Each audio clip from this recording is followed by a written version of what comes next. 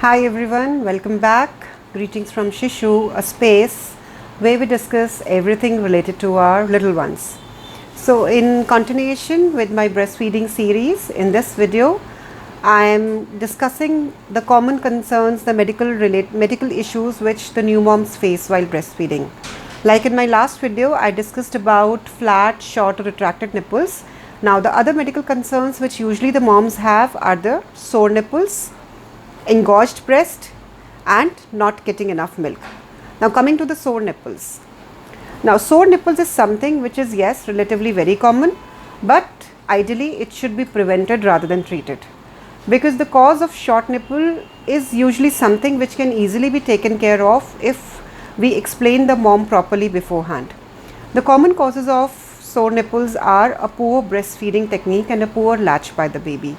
That is the most common cause of sore nipples, which happens in the first few days of breastfeeding. The second is the infection, the fungal infection of the nipple called thrush, chafing, that is the frequent rubbing of the nipple against the clothes, and dry and cracked nipples. Now, coming to the methods what we can do to prevent the sore nipples. First and most important is a proper breastfeeding technique and proper latch by the baby. Please refer to my first video, which I have explained in detail how to latch your baby, what is a good latch, what is a poor latch, and about the various breastfeeding positions. So, because if the baby does not latch properly and the baby bites on the nipple, that is how the soreness or cut in the nipples happen, and that is really painful for the mother, along with other things which the new mom is going through post delivery.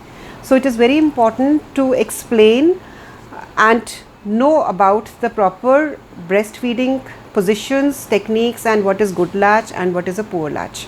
So, once the baby is latched properly, usually the breastfeeding is not at all painful. But if the latch is poor, baby is biting on the nipple, breastfeeding is very painful and causes the soreness of the nipples. The second common cause is the fungal infection of the nipples called thrush, which usually happens if the nipples are wet in between the breastfeeding sessions. For this, what you need to do is clean the breast properly, tap them dry, and apply a little moisturizer or an emollient, and use a breast pad if you have frequent leakage of breast milk in between the feeding sessions. And if possible, air dry the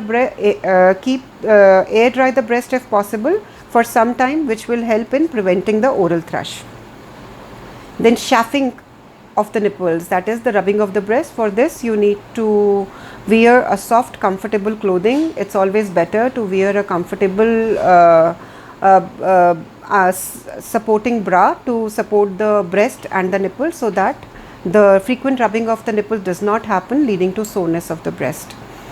And the next cause is the dry or the cracked nipples. This is basically because the skin around the areola or the nipples is very dry and gets cracked and cut easily when the baby starts breastfeeding. For this, important is to keep the nipple moisturized and soft so that the soreness or cracking does not happen. Now, what can you do once you have sore nipples? What can be done?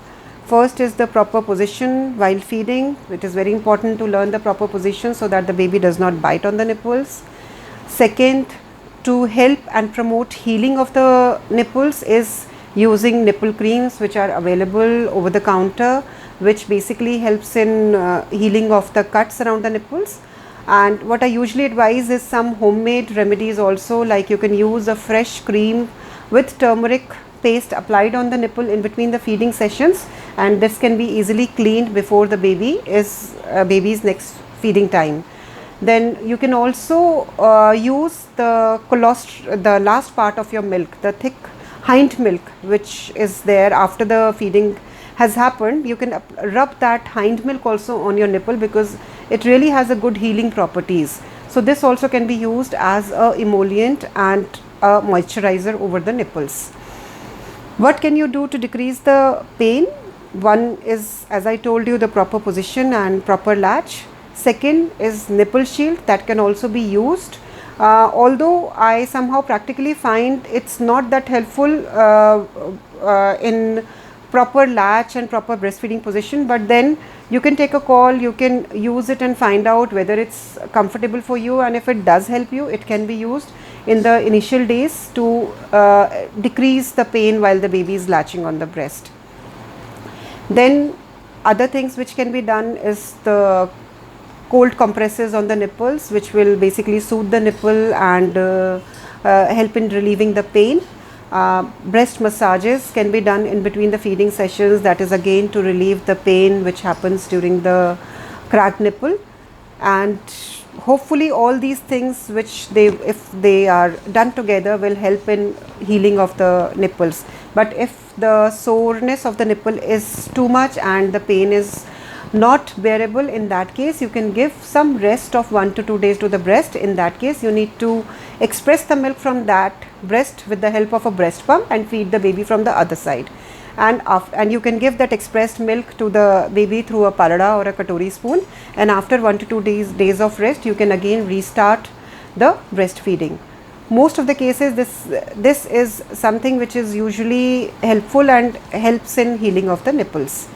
Now next is the engorged breast. Now most common reason for engorged breast is a late breastfeeding and not feeding frequently by the baby. To prevent the engorged breast, it is very important to start breastfeeding as early as possible, preferably within the first 24 hours of birth, and you need to feed the baby frequently after every 2 to 3 hours. So if this is done, usually the engorgement does not happen. But if for certain reasons, like the baby has some medical issues at the time of delivery, or the baby is low birth weight, baby is preterm, that it is not possible to latch the baby to the breast in the first few days, in that case, yes, what you can do is you can start pumping out the milk as early as possible so that the engorgement does not happen. But once the engorgement happens, what can be done to further to prevent that pain which happens? And because engorged breast also makes it difficult for the baby to latch onto the breast, because they become so hard and painful that baby is not able to latch properly. In that case, what you need to do is do some warm compresses and then express the milk out either manually or with the help of a breast pump, so that the breast becomes little soft, and then you latch onto the baby. After that, it is very important to frequently feed the baby, because the complete emptying of the breast usually happens with the feeding of the baby only. With the breast pump also, sometimes the breast, they do not get emptied completely. So if the baby suckles frequently at the breast and feeds frequently, it is something which helps the best most of the moms. So feed the baby frequently after every 2 to 3 hours, and in between the sessions, if the breasts are engorged, do warm compresses. You can do gentle massages and express the milk with the help of a breast pump to relieve the pain, and then you latch on to the baby. Usually these things will help you to tide over that phase of engorgement of breasts, which usually happens on day 3 and day 4 in most of the moms if they don't feed the baby properly in the first 24 to 48 hours. Sometimes if this is not taken care of, the engorgement of breast can cause inflammation of the breast, leading to mastitis and formation of breast abscess in severe cases. How do you identify that you are having some inflammation or mastitis or leading to the formation of breast abscess? So if along with engorgement of breast you feel that the breast is warm, it's tender, it's painful, and there is some pus coming out from the nipple, and you are having running fever, in that case immediately seek the healthcare professional, immediately see your doctor, because it needs to be taken care of as early as possible to prevent the formation of breast abscess. So with this, most of the things will be taken care of and you would be able to successfully breastfeed your baby. Now one more concern which usually the moms have is not getting enough milk. In most of the cases it is just a perceived problem that the milk is not enough, and actually the milk secretion does happen as per the requirement of the baby.